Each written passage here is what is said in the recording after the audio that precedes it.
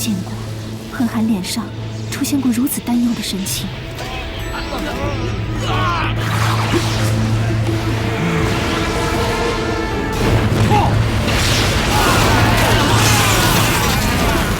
废物！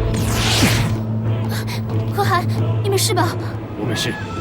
张烈回来没有？还未。贺涵，为什么不以神农鼎抗敌呢？眼前的情况不一般。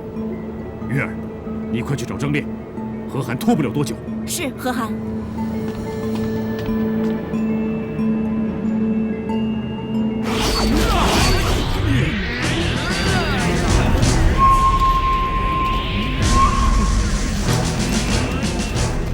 贺涵，为什么要怕他们？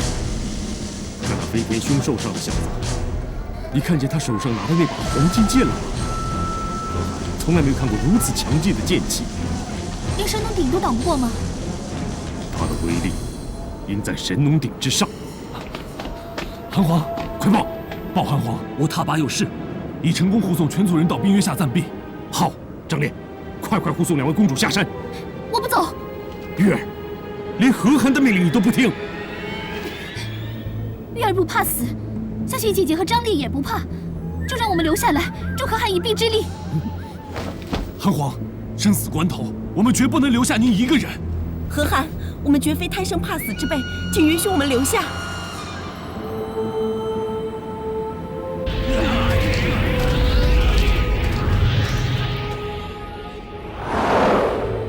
托儿，你速战速决吧。2大神器对决，后果难以预料。我不想轻易用剑，更不想有任何差池。你想试探神农鼎的威力，我就是要逼他先用神农鼎。托儿，其实只要轩辕剑一挥，便可杀得他片甲不留。如果神农鼎这么容易对付，你抢回去还有什么意思？轩辕剑若不是天下无敌，留你在人间也没用。你要么自己去抢，要么就放手交给我。好，就看你的了。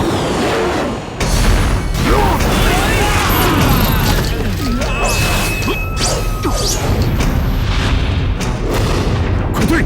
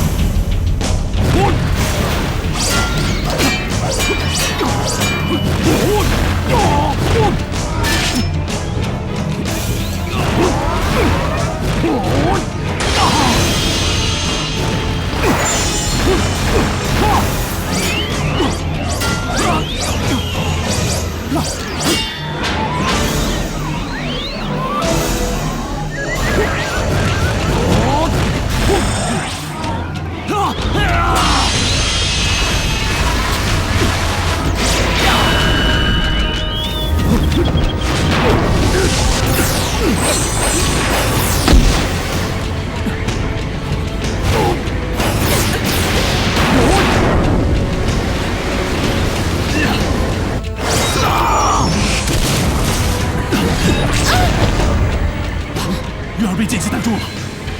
张烈，保护2位公主离开。好，带我姐离开，我留下帮何涵。玉儿，听何涵的命令，你们快走。玉儿，听韩王的话，我们先退。玉儿，踏拔的未来就在你们的身上，何涵自己顶得住，你们快走。玉儿，快走。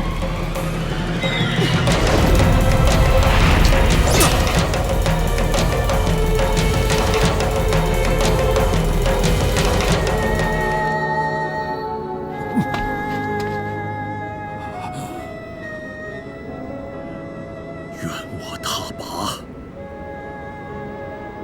求万世。